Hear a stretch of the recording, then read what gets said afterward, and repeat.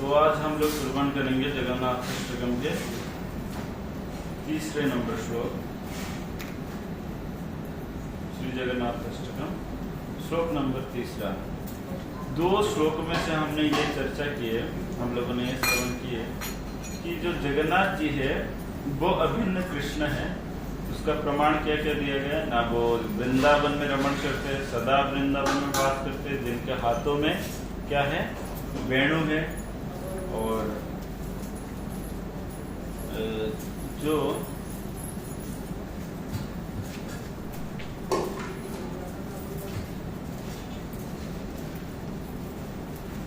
जिनका सिर में मोर पंख है, ये सारे भगवान कृष्ण का ही निशाना है।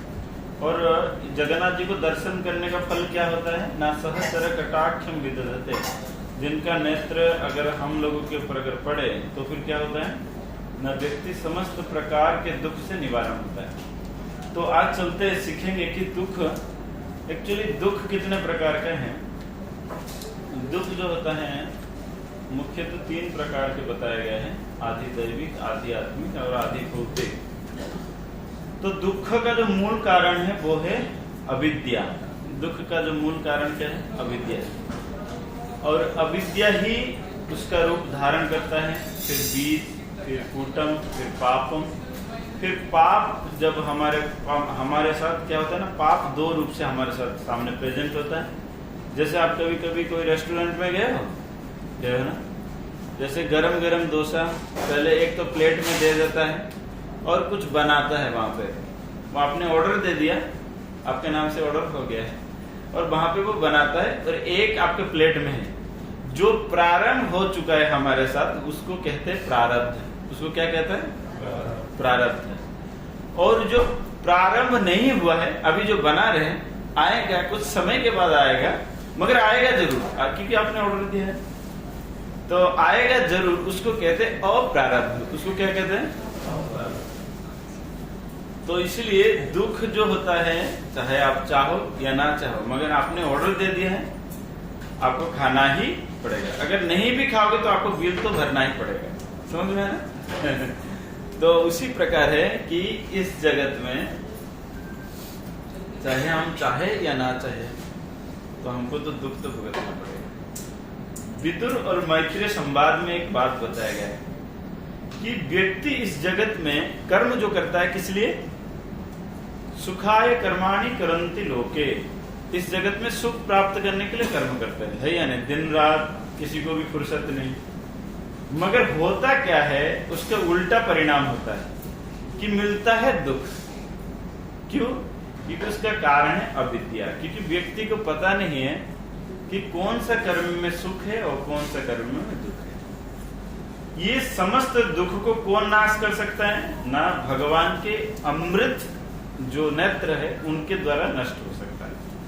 आप चाहे भौतिक जगत में, चाहे डॉक्टर के पास चले जाओ, या लॉयर के पास चले जाओ, या टीचर के पास चले जाओ, या फूड स्टॉप में चले जाओ, कहीं पे भी चले जाओ, आ ब्रह्म भुवन लोके, अगर आप ब्रह्मा जी का पद तक भी चले जाओगे फिर भी आपको दुख रहेगा ही रहेगा।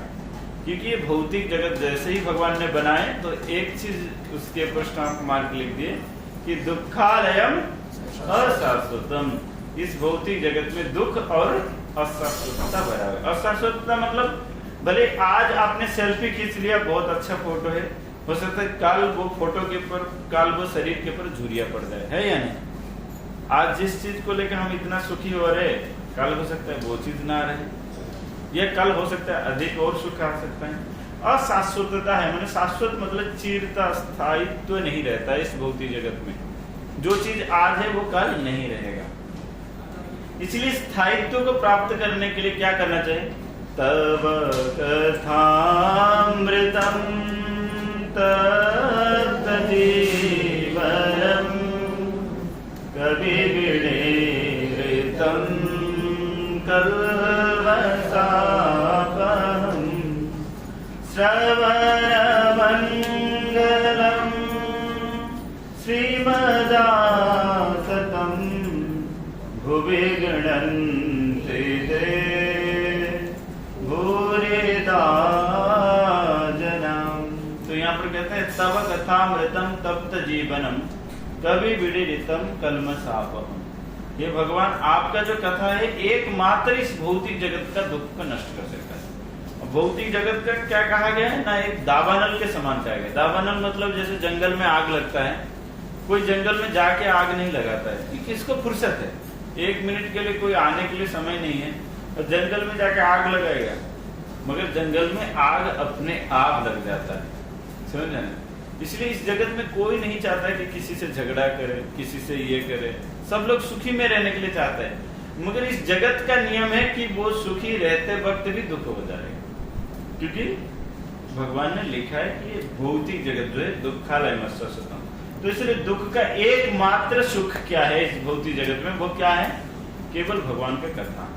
भले आज रुचि नहीं लग रहा है, मगर भगवान की कथा ही एकमात्र। जैसे किसी को जंडिस हो गया हो, जंडिस समझते, पीलिया हमारे उड़िया में क्या बोलते हैं, जंडिस ही कहते हैं। तो जंडिस जिसको हो जाता है, पीलिया जिसको हो जाता है, उसको मिठाई अच्छा नहीं लगता है, मीठा अच्छा नहीं लगता है, उसको मिश्री अच्छा नहीं लगेगा, उसको मिश्री कड़वा लगेगा, ताकि वो मिश्री पीता लगे। मगर जंडिस का एकमात्र ही दवाई है कि वो मिठाई को ही खाता रहे, माने मिश्री को ही खाता रहे, चाहे वो कड़वा लगे चाहे कुछ भी लगे। इसलिए इस भौतिक जगत में एकमात्र क्या है, दवाई क्या है, अच्छा नहीं लगेगा किसी को बैठने के लिए, सुनने के लिए, ये करने के लिए, मगर इसका एकमात्र उपाय है कि भगवान की कथा सुने। तो फिर क्या, सुनतम स्वकथा कृष्ण पुण्य श्रवण कीर्तना हृदयंतस्थ अभद्राणि विधुनोति सुरतता। जैसे हम मिश्री खाते हैं तो च्यूइंग करने से, माने चूसने से, वो मिठास का जो गुण, जो रस है, वो धीरे धीरे अंदर जाएगा और अंदर जाके वो क्या करेगा, एक एंटीबायोटिक रूप से वो काम करेगा। तो जो हमारे पास जो बैक्टीरिया है, जो जिससे वो बीमारी फैल रहा है, उसके साथ लड़ाई करके धीरे धीरे धीरे धीरे उसको मार के फिर हमारे पूर्ण रोग को पूरा निदान कर देगा। उसी प्रकार भगवान का कथा जब सुनत्वं सो कथा कृष्ण, भले ही आपका मन इधर उधर है, मगर कानों के अंदर क्या होता है, वो कथा घुस रहा है। विद्यते हृदय ग्रंथि छिंदन्ति सर्व संशय, वो हमारे कानों के माध्यम से जाके हृदय सुनता है।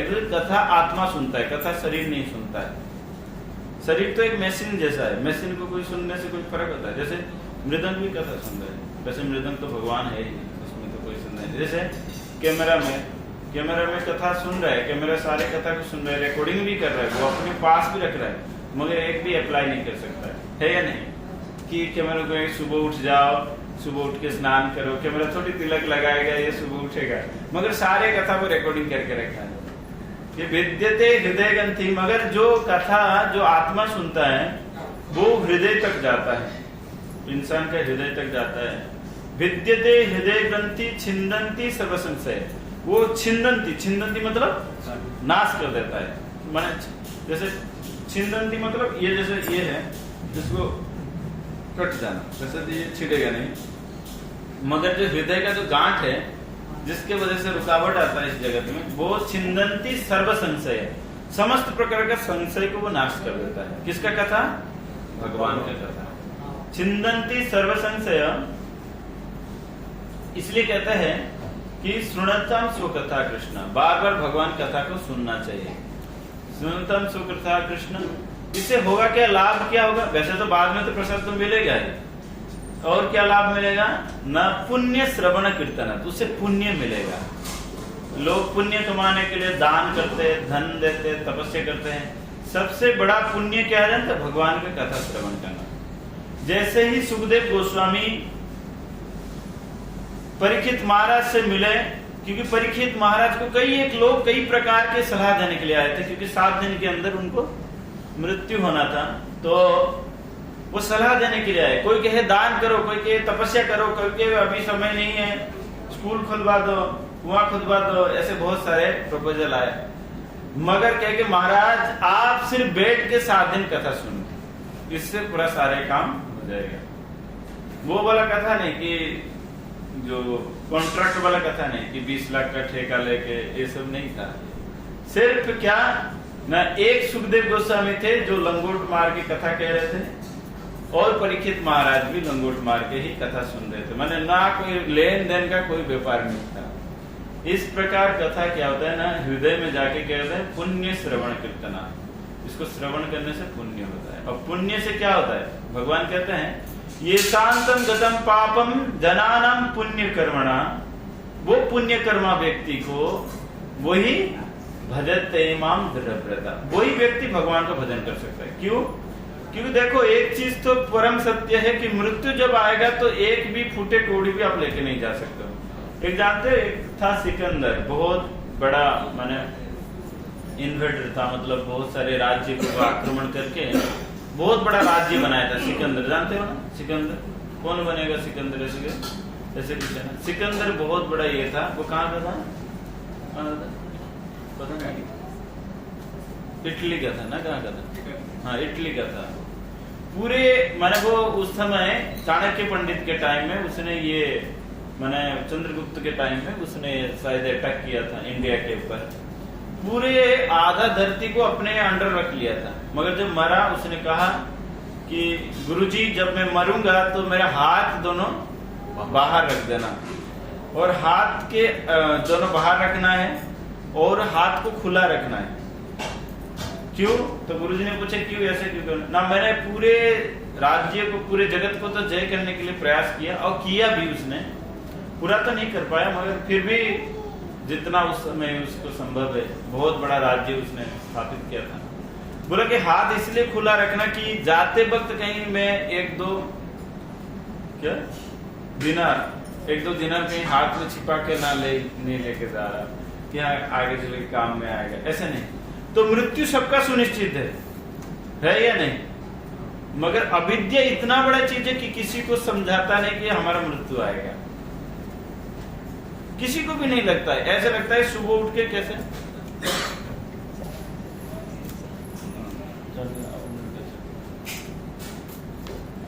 तो मृत्यु, ऐसा किसी को भी फर्क नहीं आता कि हमारा मृत्यु आएगा करके। इसलिए हम लोग दिन रात परिश्रम कर रहे हैं, समझ में आना? दिन रात परिश्रम आता है। मगर अगर कोई व्यक्ति को इतना ही पता चल जाएगा कि मृत्यु है मेरे जीवन में, तो हमको जीवन में वास्तविक कौन सा चीज को मैं लेके जाऊंगा, तो फिर वो व्यक्ति भगवत कथा के लिए पूर्ण रूप से परफेक्ट व्यक्ति हो जाएगा। तो पुण्य श्रवण कीर्तना, इससे हमारा पुण्य होता है। पुण्य होने से भगवान के भक्ति में मन लगता है, और जो भगवान के भक्ति में जिसका मन लग गया उसको पूरा सर्वत्र सारे जगत पूजा करेंगे। सिर्फ यहाँ पे पूजा नहीं होगा उसका, वैकुंठ जगत में भी उसका पूजा करते हैं। कहाँ पे पूजा करते हैं? इसलिए कहते हैं ध्यायन्तु बन्तस्यं जसत्रिसन्धे वन्दे गुरुश्री चरणारविन्दम् एवे जसु त्रिभुवन।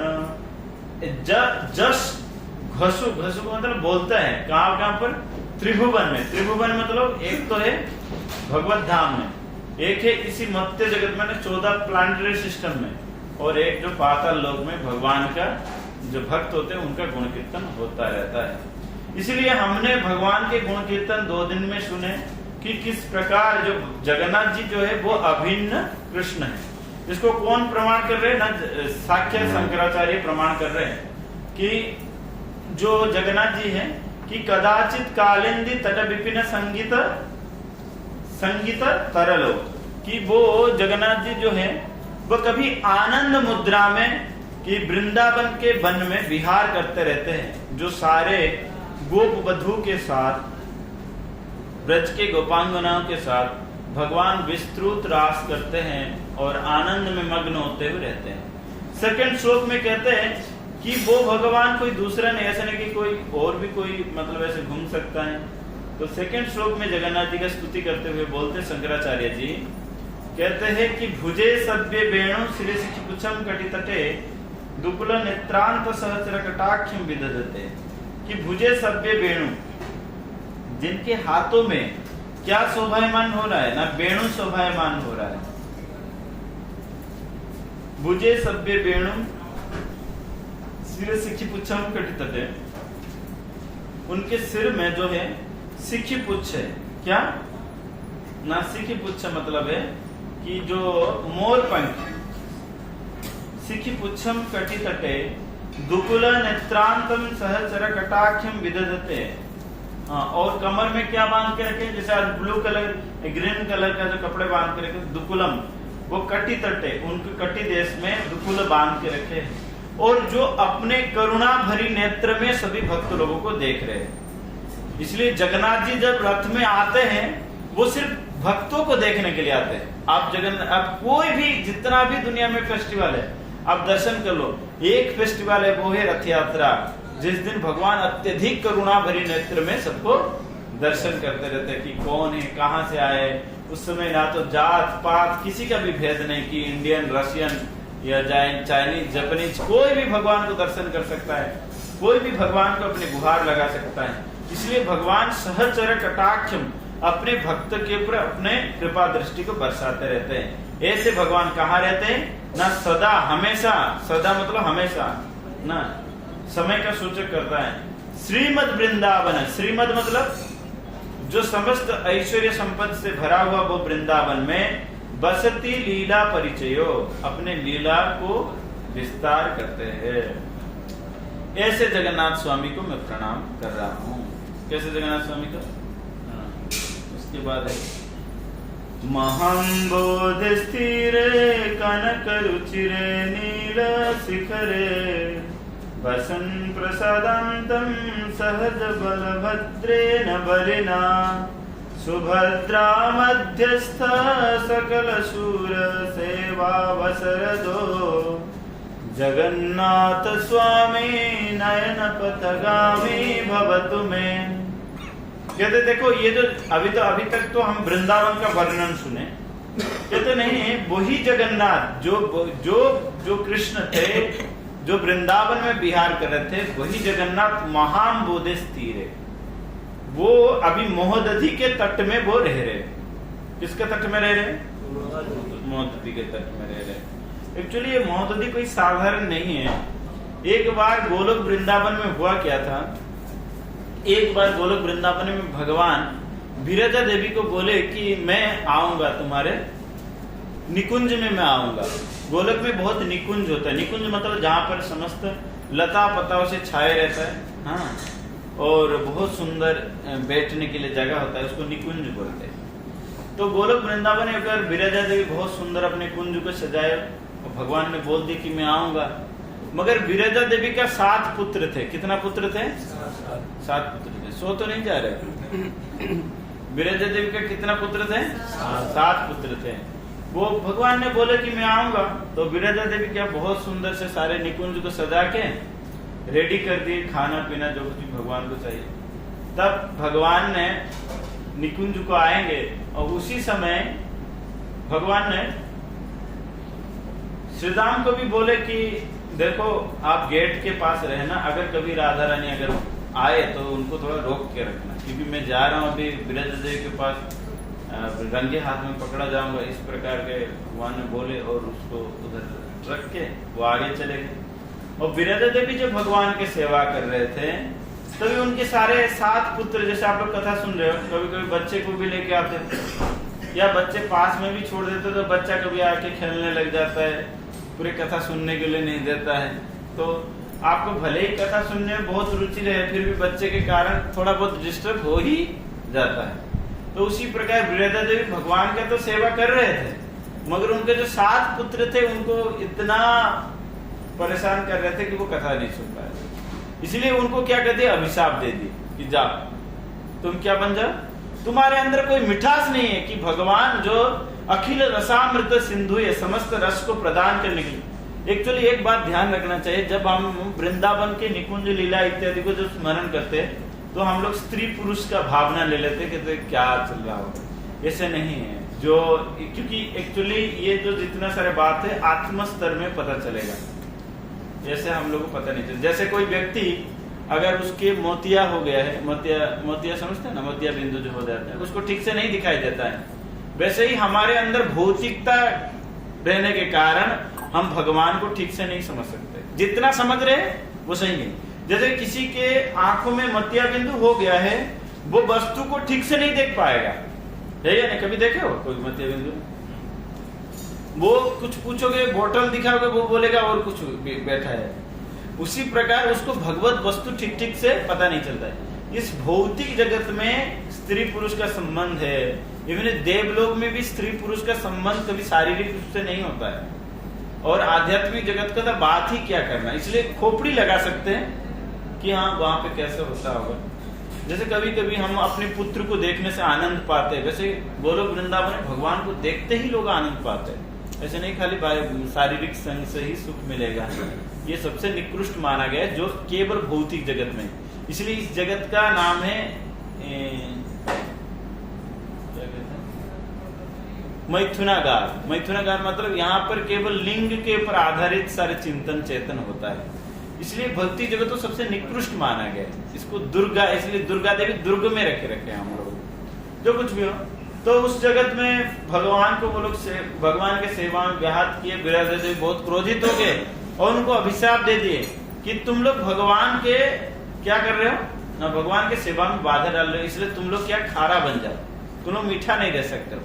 तो वो महोदधि सारे 7 समुद्र में आके परिणत हो गए, इस जगत में आ गए। समझ में ना?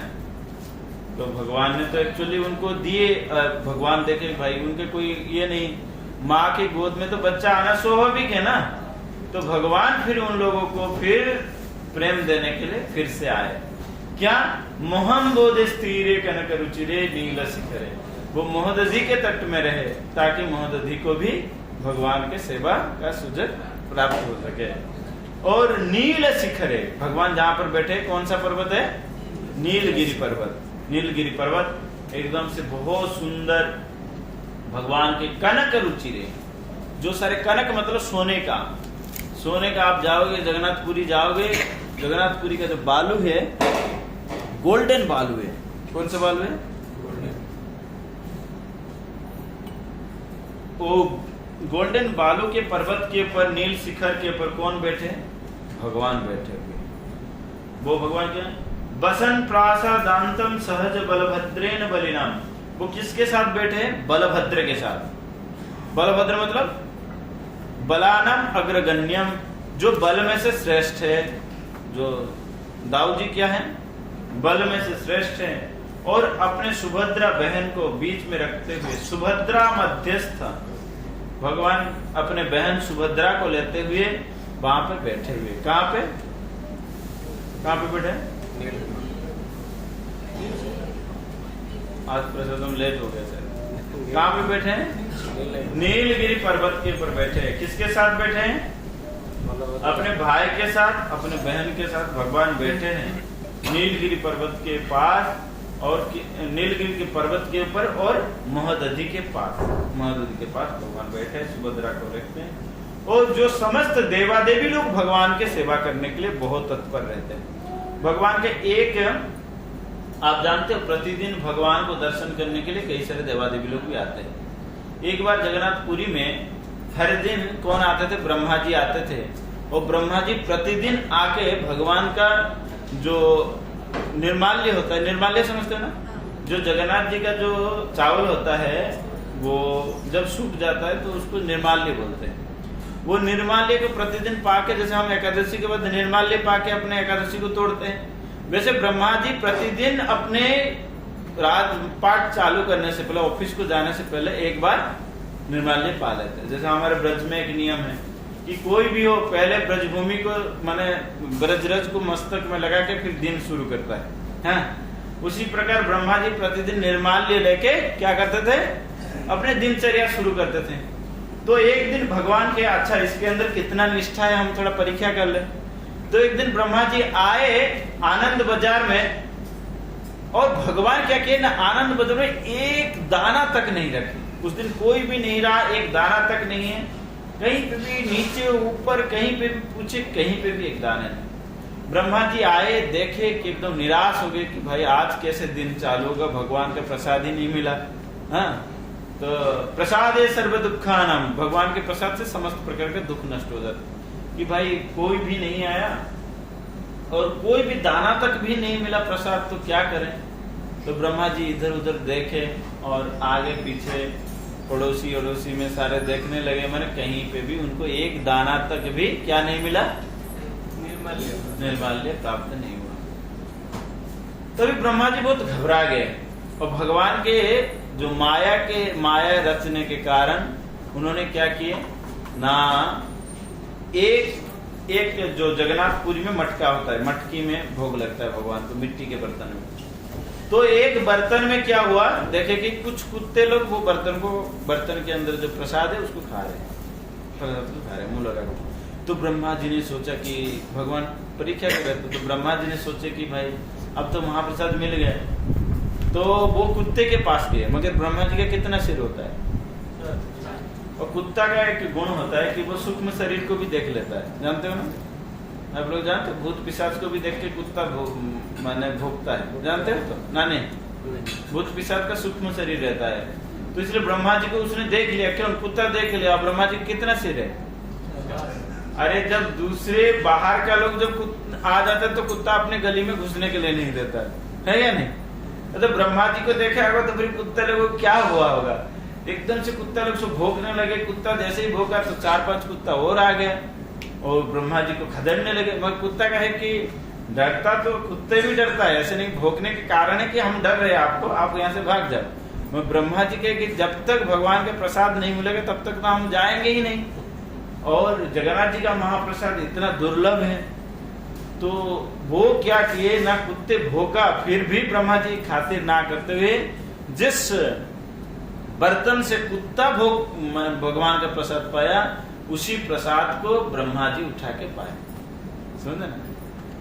और तब से ये प्रचलित हो गया कि जगन्नाथपुरी का जो महाप्रसाद है, चांडाल ब्राह्मण, चांडाल भी ब्राह्मण भी एक ही प्रसाद को प्राप्त कर सकता है। अगर चंडाल भी कोई प्रसाद को पाया है, वो कभी झूठा नहीं होगा, वो ब्राह्मण भी उसको पाएगा। इतना प्रसाद का महिमा है, समझे ना? जगन्नाथपुरी का प्रसाद का ये महिमा है कि अगर कुत्ता भी वो प्रसाद पा ले, फिर भी वो कुत्ता वो प्रसाद को मनुष्य खा सकता है। मनुष्य क्या, जो मनुष्य में से श्रेष्ठ है, सॉरी देवता में से श्रेष्ठ है।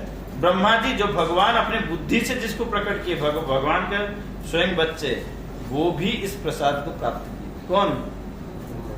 ब्रह्मा जी प्राप्त किए। इसलिए सकल सूर सेवा बसरदो, समस्त देवादेवी लोग भगवान का सेवा करने के लिए आते हैं। एक कथा और भी आता है कि जो जगन्नाथ जी का बड़ा सिंगार वेश होता है ना, तो हर दिन बड़े सिंगार वेश बहुत सुंदर फूलों से सजाया जाता है ठाकुर जी को। तो एक दिन क्या हुआ ना, लंका में एक काला कलर का एक मल्लिका फूल होता है। मल्लिका मतलब जिसको कहते हैं जस्मिन फ्लावर, जस्मिन कहते हैं ना इसको, यहाँ पर क्या कहते हैं, हमारे वहां पे बेला कहते हैं, हिंदी में बेला फूल कहते हैं, बेली फूल, जस्मिन, जस्मिन जिसको ओडिया में मल्ली फूलों कहते हैं। तो एक ब्लैक कलर का मल्ली का फूल कहाँ होता है? श्रीलंका में होता है। तो एक दिन वो देखे, एक पुजारी को हर दिन कोई काला कलर का एक मल्ली का फूल दे के जाते थे और पुजारी उसको लगा देते। तो एक दिन इसको ध्यान दिए कि ये फूल कहाँ से आता है, ये फूल तो इधर नहीं होता है, ये फूल तो श्रीलंका में होता है। तो तभी पुजारी बहुत संशय में पड़ गए, भाई ये क्या है, वो क्या है। तो एक दिन पुजारी उसको पकड़ लिया कि भाई तुम कौन हो बताओ, और भगवान के सामने झूठ मत बताओ कि तुम कौन हो ना, तुम मेरे से कुछ भी तुम ले लो। पुजारी लोग थोड़ा लोभी भी होते हैं ना, अगर उनको देखोगे जगन्नाथपुरी के पंडित जो होते हैं, उनके 5 उंगली में क्या रहेगा? गोल्ड रहेगा, और उनके गले में क्या रहता है? गोल्ड रहता है ना। तो जगन्नाथपुरी में ऐसे, तो उन्होंने वो कहे कि देखो मेरे पास सोने का कंगन है, आप ये ले लो, मगर मेरे को ये प्रश्न मत पूछो। तो पुजारी ने पहले तो सोने का कंगन तो ले लिया, मगर फिर भी बाद में पूछने लगा कि ये कौन हो तुम, बताओ। तभी वो अपने परिचय दिए कि मगर कहे कि तुम किसी को मत बता। तो तभी वो अपने परिचय दिए। जगन्नाथपुरी में आज भी वो कंगन है। बेटी में विभीषण, कौन हूँ? सुर असुर जिनका भी सेवा करते हैं। और एक बार इंद्र जी आए थे भगवान को दर्शन करने के लिए। तो इंद्र जी भगवान को दर्शन किए तो फिर लोग बहुत गर्म से बहुत आप्त हो रहे थे। तभी देखते देखते देखते देखते क्या हुआ, इंद्र ने देखे कि बहुत भक्त लोग तरस रहे हैं, तो इंद्र ने बादल को इशारा किया और वर्षा हो गया। तो इस बातों को एक ने देखा, एक ब्राह्मण ने देखा कि ये बादल को बोला वो वर्षा हो गया। बाकी सब लोगों ने सोचा मगर वर्षा ऐसे हुआ कि मेघनाथ प्राचीर के अंदर बारिश हुआ, मगर बाहर बारिश नहीं हुआ। इस बात को देखते हुए सब लोग आश्चर्य हुए कि ऐसे कैसे संभव है। तो इंद्र जी भगवान को दर्शन करते हुए चले। क्या करें? दर्शन करते हुए चले। और जब दर्शन करते हुए इंद्र जी जब जा रहे थे तो फिर वो पीछे पीछे एक ब्राह्मण ने फॉलो किया कि ये कौन है, ये कौन है, कौन है। तो फिर वो आए और जहां पर आज आप लोग स्वर्ग द्वार जिसको कहते हैं, वहां तक इंद्र जी आए और देखे कि इंद्र जी तभी मनुष्य शरीर से देव शरीर में परिणत हो गए और उनके ऐरावत के ऊपर चढ़ के स्वर्ग को तक चले गए। तो फिर वो ब्राह्मण ने क्या किया ना, वहीं पे एक लकड़ी गाड़ दिया, कहा कि ये स्वर्ग का द्वार है। क्या है? स्वर्ग का द्वार है। और तब से उस जगह का नाम पड़ेगा क्या? स्वर्ग द्वार पड़ेगा। समझ में आ रहा है? तो यहाँ पर देवता लोग भी आके भगवान का सेवा करते हैं। सिर्फ यहीं पे नहीं, और एक घटना है। एक बार के जमराज, तो सबसे जमराज को भय लगेगा सब लोग। तो जमराज जी प्रतिदिन क्या करते थे ना, अपने माने कार्य खत्म करके, ऑफिस ड्यूटी खत्म करके, जैसे आप लोग आके भगवान का एक बार दर्शन करके चले जाते हैं। हाँ, वैसे जमराज सारे देवादेवी लोगों का नियम होता है। जैसे हम लोगों को हो सकता है थक जाए, ये कर जाए, मना रहेगा या नहीं, मगर क्योंकि वो तो ऑफिस में ड्यूटी करे। भगवान बोलते हैं मद्भयाद बाति बातयम सूर्यस्तपति मद्भयाद मद्भयाद हंति अग्निर्मृत्युश्चरति मद्भयाद, कि मेरे भय से ही सूर्य चंद्रमा इत्यादि परिभ्रमण करते हैं और मृत्युश्चरति मद्भयाद, भगवान के भय से ही मृत्यु विचरण करते हैं। तो एक दिन का घटना हुआ कि वो जमराज अपने खाता का काम खत्म कंप्लीट करके तो फिर क्या किए ना, गए कहा, गए भगवान को दर्शन करने के लिए। मगर उस दिन एक कौवा का मृत्यु लिखा हुआ था, एक कौवा का मृत्यु लिखा हुआ था। तो चित्रगुप्त, वो कौवा को पता चलेगा कि चित्रगुप्त बता दिए भाई जाएंगे, आपको जाना पड़ेगा। और क्या लिखा था ना, एक कौवा का जो मृत्यु है वो हिमालय पर्वत में एक गुफा के अंदर एक काल सर्प बैठा हुआ है। वो काल सर्प क्या करेगा, नहीं कौवा का मृत्यु का कारण बनेगा, इस प्रकार लिख दिया है। तो कभी कभार होता है ना कि भाई तुम्हारा देख लेना, तुम्हारा अभी टाइम खत्म हो गया। जैसे हम लोग कोई ऑफिस में बोल देते हैं देख लेना, अगर आपको कुछ करना है तो कर लेना, आपका टाइम खत्म हो गया, बस अभी आप यहाँ से छुट्टी लेके जा सकते हो। करुणा बस बोल देते थे। चित्रगुप्त ने बोल दिए थे इस बात को, और चित्रगुप्त जैसे ही बोल दिए वो कौवा ने क्या किया ना, सीधा गरुड़ जी के पास गया और गरुड़ जी के पास गया और गरुड़ जी के पास जाके भयभीत हो गया।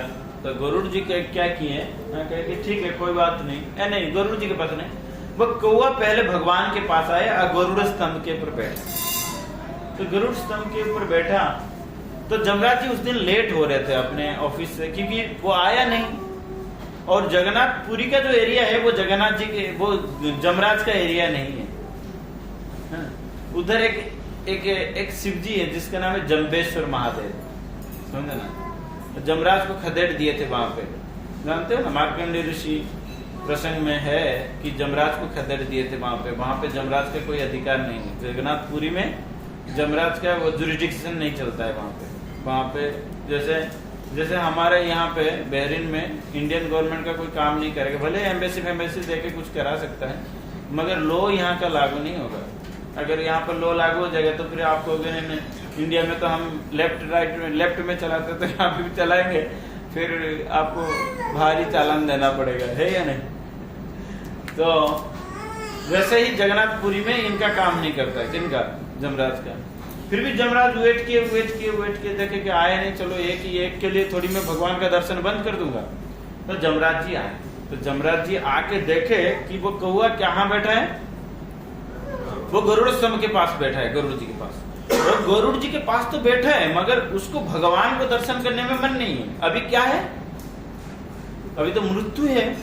तो जैसे ही जमराज को देखा, एकदम बढ़िया मूंछ, पता नहीं जमराज के मूंछ है या नहीं, ऐसे तो हम फोटो में देखे, तो एकदम बढ़िया से एकदम हाथ में गदा लेते हुए जमराज जी जब आए तो इससे एकदम कांपने लगे। कौन, वो कौवा कांपने लगा और गरुड़ जी के पास बैठा था। गरुड़ जी कहे डर क्यों रहे, ना देखो देखो वो जमराज जी आ रहे, शायद मेरे को ढूंढते ढूंढते आए। उनको क्या पता कि जमराज जी आए भगवान के दर्शन करने के लिए, समझे ना। और वहां पे चित्रगुप्त क्या करेंगे ना, इनको भेजेंगे, किनको, जो उनके पास जो 3 दूत रहता है ना, जो मन से, मानसिक और काय और बातचीत, ये 3 तरीके से पाप होता है। इसलिए 3 लोग जाते हैं, माने मृत्यु के वक्त 3 लोग जाते हैं लेने के लिए, स्वागत करने के लिए, आइए। तो 3 लोग जाते हैं, तो तब तक 3 लोग वेट किए थे कि कब गुरु जी का इंस्ट्रक्शन मिलेगा चित्रगुप्त जी का। वो मैनेजर है, चित्रगुप्त होते हैं मैनेजर उधर का, सुपरवाइजर। तो जमराज जी चले गए ऑफिस छोड़ के, एचओडी है जमराज जी, ऑफिस छोड़ के चले गए, चित्रगुप्त देख लेना क्या करना। और जैसे ही वो कौवा के जमराज जी को देखा और भयभीत होने लगा, बहुत भय से कांपने लगा कि भाई क्या करूं क्या करूं। तो गरुड़ जी बोले क्यों डर रहे हैं, हाँ ना जमराज जी आगे, जमराज जी आगे, अगर मेरे को देख लेंगे ना जमराज जी तो मेरे सर्वनाश हो जाएगा, वो बोल देंगे मैं इधर ही मर जाऊंगा। तो गरुड़ जी ने उसको क्या किया ना, अपने पंजे के ऊपर पकड़ के उसको कहाँ लेके चले गए, हिमालय लेके चले गए। चलो जमराज जी इधर है तो फिर मैं तुमको पहुंचा देता हूँ, कहाँ सेफ जगह। मगर अगर जमराज देखते भी तो फिर क्या नहीं होता, मृत्यु नहीं होता, क्योंकि वो मृत्यु से परे है, बोलो। तो मगर जमराज जी उनको देख लिए, किनको, कौवा को देख लिए। जमराज जी देख के बोले कि भगवान आप तो मेरे को मृत्यु का इंचार्ज बनाए हो, इसका मृत्यु तो आज लिखा है, कुछ समय के बाद वो मरेगा कहाँ, हिमालय में, और ये बैठा है इधर। अगर ये कौवा उड़ान भी भरे तो कैसे जाके हिमालय में पहुंचेगा, कैसे उसका मृत्यु होगा। और आपका लोग तो मृत्यु से परे है। अरे आप मेरे को इंचार्ज करके ऐसे धर्म संकट में क्यों डाल रहे हैं। जमराज जी भी भूल गए कि भगवान को आके प्रणाम करेंगे, ये करेंगे, वो भी अपने फेर में पड़ गए, ऑफिस के चक्कर में पड़ गए। जैसे हम लोग कभी कभार वृंदावन जाते हैं मगर मोबाइल के फेर में पड़ जाते हैं, या किसी ने घर में झगड़ा हो गया या और कुछ हो गया, कहीं पे भी तीर्थ स्थान में जाके हमारा ऐसे हो जाता है होता है नहीं। वैसे जमराज जी भी पड़ गए ऐसे फेर में, चिंतन चेतन में पड़ गए। मैं तब तक गरुड़ जी उसको पकड़ लिए, गरुड़ जी को वो बता दिया था पहले से। गरुड़ जी मन के बेग में चलते, कितने बेग में चलते, मन के बेग में चलते, जानते हैं। जब गजेंद्र उद्धारण लीला में गरुड़ जी से भगवान मन के बेग में चल रहे थे गरुड़ जी, फिर भी भगवान गजेंद्र को बचाने के लिए गरुड़ जी से छलांग लगा दी ना। तो उसी प्रकार गरुड़ जी मन के बेग में लेके कहाँ पहुंचा दिए उसको, कहाँ पहुंचा दिए, हिमालय के गुफा में पहुंचा दिए जहाँ पे काल सर्प बैठा हुआ था। तो गरुड़ जी उसको छोड़ दिए, जैसे ही छोड़े तो तुरंत ही वो गुफा से काल सर्प आके उसको क्या किया। तब तक जमराज जी जब प्रणाम करके आ रहे थे कि महाराज जी काम हो गया। बोले क्या काम हो गया ना, ये वो कौवा का जान चला गया ना। कैसे चला गया, अभी तो मैं देख के आया मंदिर के अंदर, मंदिर के अंदर देखा, वो तो ये न था। तो गरुड़ फिर बाद में पूरा बायोडाटा लिए उसका कि कहाँ से कहाँ गए, समझे ना। इमिग्रेशन वाले पूरा ब्यूरो लेते हैं ना कि कहाँ से कहाँ गए, कैसे मरा, क्या किया, सब पता चला कि ये गरुड़ जी लेके उसको चले गए। तो भगवान के भगवान आपका सृष्टि बहुत परफेक्ट है, क्या है। तो जमराज जी भी उनको आके गए, भगवान हमको भी धर्म संकट में नहीं डाले, उसका भी काम तमाम हो गया और मेरे को भी कोई टेंशन नहीं है। इसलिए भगवान जिसको जिस प्रकार निर्धारित करके रखे वो जरूर होता है। मेरे कहने का प्रसंग ये नहीं, कहने का प्रसंग ये है कि बड़े बड़े देवादेवी लोग भी किसको दर्शन करने के लिए आते हैं, जगन्नाथ जी को दर्शन करने के लिए आते हैं, समझ रहे। मैं जानता हूँ एक बरसाना में एक माता जी रहती है। बरसाना जानते हो तो कहाँ जानते नहीं, बरसाना कहाँ पे, राधा रानी का जो दरबार है। एक माता जी है 83 इयर्स का ओल्ड, वह भी नहीं है, वो माता जी अभी नहीं है। वो अपने जीवन भर जब से उनको ज्ञान आया वो राधा रानी के पहले दर्शन करते थे। सीढ़ी के ऊपर ऐसे हाथ रखते हुए आंख बंद करते हुए आएंगे, पहले राधा रानी को दर्शन करेंगे फिर दूसरी को दर्शन करेंगे। समझ में आ रहा है। हमने कई भक्त लोगों को जानते हैं जो नियम पूर्वक भगवान को दर्शन करते हैं, नियम पूर्वक, पूरा नियम पूर्वक, कि चाहे परिवार में झगड़ा हो जाए, चाहे तूफान आ जाए, चाहे कुछ भी आ जाए, वो बांके बिहारी को आएंगे, दर्शन करेंगे, नियम पूर्वक उनका चलता है। कई भक्त लोग ये नियम पूर्वक जमुना जी का दर्शन करते हैं, नियम पूर्वक, एकदम कुछ भी हो जाए उनका नियम रहता है कि ये हम करें। और कई भक्त लोग ये नियम पूर्वक भगवान के धाम का परिक्रमा करते हैं, नियम पूर्वक 16 माला करते हैं, नियम पूर्वक भगवान का चरणामृत पाते हैं, नियम पूर्वक वो लोग काम करते हैं। ये नियम पूर्वक करने से क्या होता है ना, भगवान के प्रति श्रद्धा बढ़ जाता है। श्रद्धा बढ़ने से क्या होता है ना, धीरे धीरे हम भगवान को ठीक से समझ पाएंगे। तो उसी प्रकार सारे देवादेवी लोग क्या करते थे, नियम पूर्वक भगवान को दर्शन करने के लिए आते हैं। नियम पूर्वक सारे देवादेवी लोग दर्शन करने के लिए आते हैं।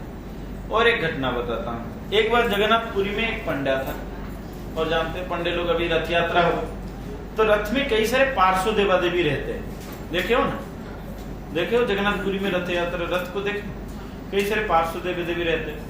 और सारे जो बैरिकेड होता है ना, रथ के ऊपर जो बैरिकेड होता है ना, उसमें देखोगे एक नर्तकी रहते हैं, ऐसे हाथ जोड़ के नर्तकी के मुद्रा नृत्य करने वाला एक लकड़ी का डोल जैसे बनाया जाता है, खिलौने, मगर उस सभी का नाम रहता है।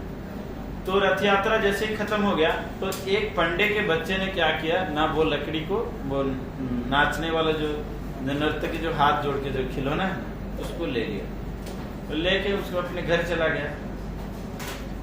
जैसे ही घर चला गया तो रात को सोता था, वो सोचा खिलौना है, ऐसे रख दिया कि रथ से मिला है, खिलौना है। मगर रात को उसको क्या सुनाई देता था ना, कोई नाचने का सुनाई देता था। पहले तो उसको सुनाई दिया, फिर उसका पूरे फैमिली को सुनाई दिया।